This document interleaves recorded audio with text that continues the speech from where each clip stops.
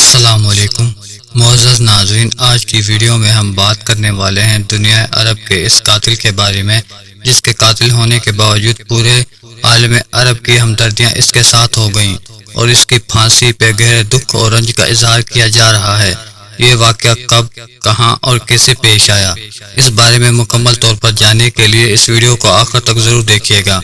ناظرین گرامی، سعودی عرب اسلامی سزاؤں کے نفاذ کے لیے پوری دنیا میں جانا جاتا ہے،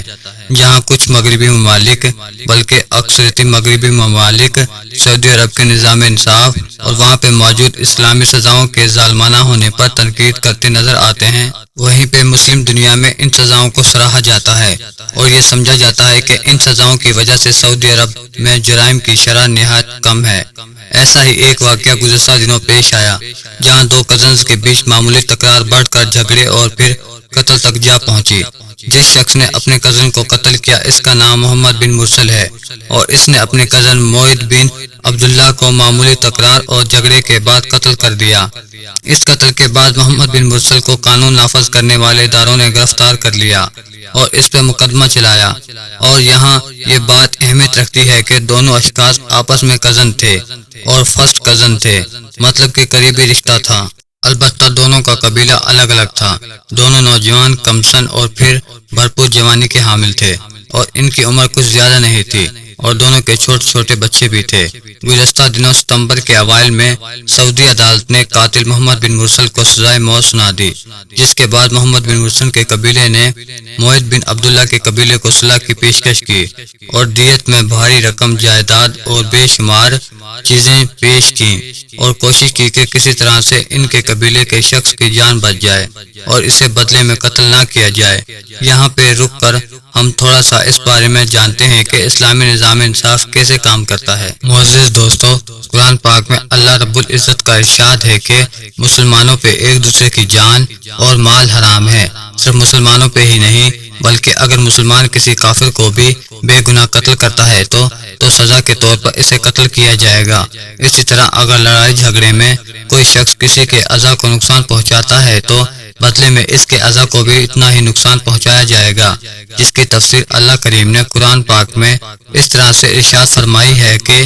آنکھ کے بدلے آنکھ، کان کے بدلے کان، ناک کے بدلے ناک اور جان کے بدلے جان۔ ایک اور جگہ پر اللہ تعالیٰ ارشاد فرماتا ہے کہ اے ایمان والو، عقل رکھنے والوں کے لیے اس میں نشانی ہے کہ قصاص یعنی بدلے کے نظام میں اصل زندگی ہے۔ اگر ہم اس حکم کی مسلط پر غور کریں اور اس کے پیچھے پوشیدہ دانائی کو دیکھیں تو ہمیں سمجھ آتا ہے کہ ایک سخت سزا معاشرے کے باقی بگڑے ہوئے انسان اور افراد کو سیدھی راہ پر رکھنے کا کام کرتی ہے، اور سخت سزا کا خوف انہیں ایسے کسی بھی جرم کے ارتکاب سے باز رکھتا ہے۔ تو ناظرین، محمد بن مرسل کے قبیلے نے موعد بن عبداللہ کے قبیلے کو اور ان کے ماں باپ کو اپنی ساری جائیداد اور رقم اور ان کے خاندانی ورثے کی تمام قیمتیں اور نادر چیزیں پیش کی،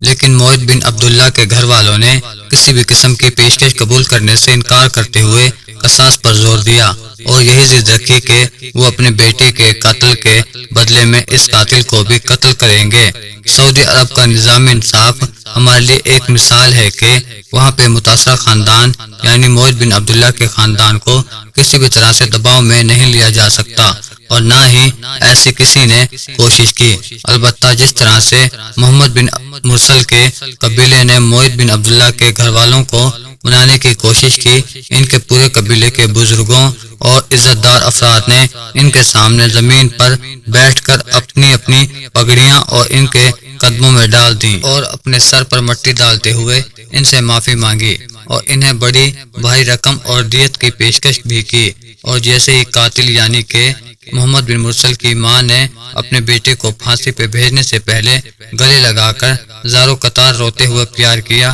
اس سب نے دنیا عرب کے بے شمار لوگوں کے دلوں کو پگھلا دیا اور پورے عرب سے یہ آواز بلند ہونے لگی کہ اس قاتل کو معاف کر دینا چاہیے۔ بات صرف یہیں پہ نہیں رکی بلکہ محمد بن مرسل کے بزرگوں کے علاوہ محمد بن مرسل کے چھوٹے بیٹے نے بھی مقتول کے خاندان کے سامنے گڑ گڑاتے ہوئے اور روتے ہوئے اپنے باپ کی معافی کی التجا کی، لیکن محمد بن مرسل کے گھر والوں نے یہ نہیں سوچا کہ ان کے بیٹے نے جس شخص کو قتل کیا ہے ان کے گھر والے بھی اسی کرب اور دکھ سے گزر رہے ہوں گے جس دکھ اور کرب سے اب وہ گزرنے والے ہیں۔ اسی وجہ سے معاذ بن عبداللہ کے گھر والوں نے ان تمام پیشکش اور معافی ناموں کو رد کرتے ہوئے قصاص پر زور دیا اور بالآخر 20 ستمبر کو محمد بن مرسل کو سرعام پھانسی دے دی گئی۔ ناظرین گرامی، سعودی عرب کے اس نظام انصاف کا کمال ہے کہ وہ اسلامی نظام کی پیروی کرتے ہیں، جس کی وجہ سے سعودی عرب میں ایسے گناہوں جرم کی شرح نہایت کم ہے اور وہاں پہ سالوں بعد کوئی ایسا جرم سامنے آتا ہے، کیونکہ یہ سخت سزائیں اور عبرتناک انجام کسی بھی شخص کو ایسے گناہوں سے جرم کے ارتکاب سے باز رکھتی ہیں۔ ہماری اسلامی تاریخ بھی انصاف کی ایسی مثالوں سے بھری پڑی ہے، جہاں پہ دوسرے خلیفہ امیر المومنین سیدنا عمر بن خطاب رضی اللہ تعالیٰ عنہ کو برسر ممبر ایک شخص ٹوک کر کہتا ہے، عمر، مال غنیمت میں جو چادریں تقسیم ہوئی تھی ہم دیکھ رہے ہیں کہ اس کا بنا ہوا کرتا تم نے پہن رکھا ہے، لیکن ان چادروں کا سائز چھوٹا تھا اور تمہارا قد لمبا ہے، تو تمہارا یہ کرتا ایک چادر میں کیسے بن گیا؟ تم نے سب کو ایک ایک چادر دی تو کیا تم نے اپنے لیے 2 چادر رکھی؟ تب عمر بن خطاب رضی اللہ تعالیٰ عنہ ممبر سے نیچے اترے اور اپنے بیٹے عبداللہ بن عمر کو بلا لیا اور کہا کہ حاضرین، یہ میرا بیٹا عبداللہ بن عمر ہے، اسے بھی ایک چادر میں نے دی تھی، چونکہ میرے کرتے کے لیے زیادہ کپڑا درکار تھا تو اس نے اپنی چادر مجھے دے دی اور عبداللہ کی ماں نے میرے لیے کرتا بنایا۔ آپ اس کی گواہی اس سے لے سکتے ہیں، جس کی گواہی عبداللہ بن عمر نے بھی دی، اور یوں حاضرین کو تسلی ہوئی۔ ناظرین، یہ وہ عمر بن خطاب رضی اللہ تعالیٰ عنہ ہیں جن کے رعب اور دبدبے سے پورا عالم کفر آج بھی کانپتا ہے اور جن کی نافذ کردہ اصلاحات آج بھی دنیا کے بیشتر ممالک میں موجود ہیں۔ اس عمر بن خطاب رضی اللہ تعالیٰ عنہ کو ایک عام شخص ٹوک کر ان سے وضاحت کرتا ہے، اور اسی طرح چوتھے خلیفۃ المسلمین امیر المومنین سیدنا علی بھی عدالت میں ایک یہودی کے مقابلے میں پیش ہوتے ہیں، اور باوجود اس کے کہ یہودی نے ان کی زرہ چرائی ہوتی ہے لیکن ان کے پاس ثبوت نہیں ہوتے، جس کی وجہ سے ان کے خلاف فیصلہ آ جاتا ہے اور وہ یہودی کے مقابلے میں اپنا مقدمہ ہار جاتے ہیں۔ ناظرین گرامی، یہ صرف 2 مثالیں ہیں۔